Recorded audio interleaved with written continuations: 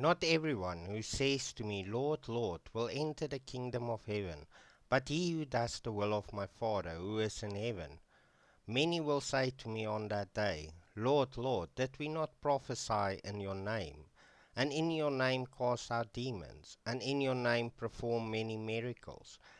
And then I will declare to them, I never knew you. Depart from me, you who practice lawlessness. Let's start our story off with Adam, right at the beginning. In the beginning, people only refer to God as El. Later, Moses will ask God what his name is, and God will reveal that his name is JHWH. Some people believe it's pronounced Jehovah, some people believe it's pronounced Yahweh. Abram, from which the Jewish people came from, settled in Lebanon. He had his first child with Hagar, and his second child with his infertile wife, Sarah, who was already in her 80s. On this child, God will build the nation from which the Messiah will come. He also had 7 other sons with a second wife which he took after Sarah died.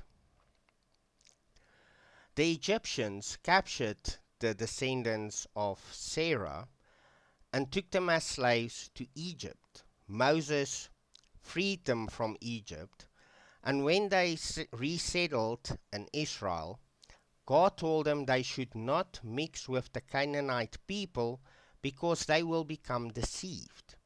And the reason for this is quite obvious. The Canaanite people worship Baal, which will later also be known as Zeus and Jupiter. Baal was the son of El and Asherah, the Canaanite goddess Asherah. Now, this is where the catch came in, and this is why the Jewish people so easily fell into Baal worship. They already believed they were worshipping El, and the Canaanites told them, well, El is too big and powerful to worship. It will be better if we pray to Baal, which can then take the message to God.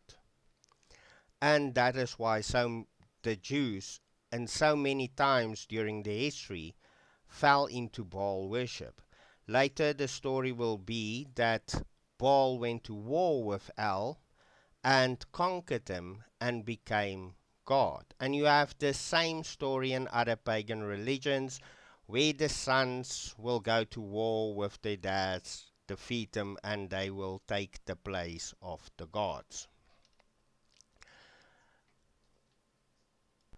Now let's move on to the Roman Catholic Church.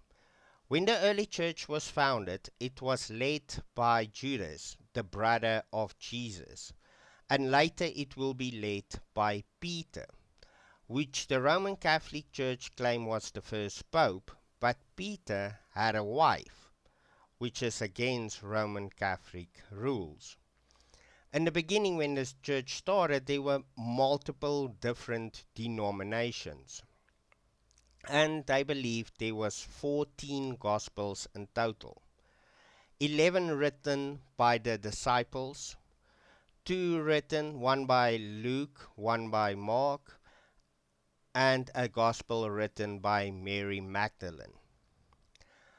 When the Roman Empire decided that Christianity will become the national religion, the church was formed under the guise of the Roman Empire. They decided to remove all the other gospels and only include the 4 gospels we have today.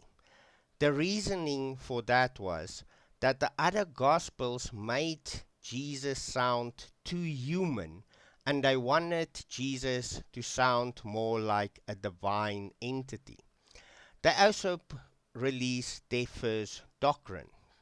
In this doctrine, it said that Jesus is not a made entity. So I don't know how they explain that a virgin woman became pregnant with a child, unless the child was made by God with inside her womb.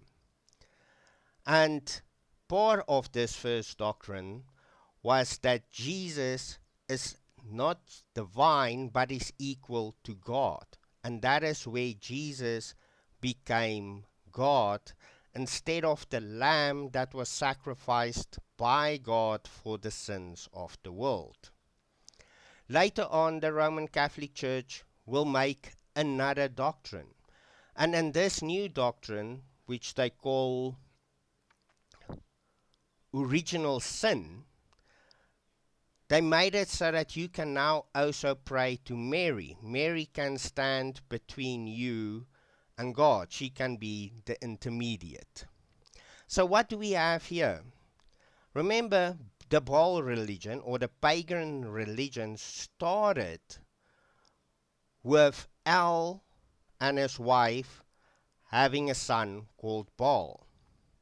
And now in the Catholic Church, you have God the Father, Jesus, which is also God, and Mary.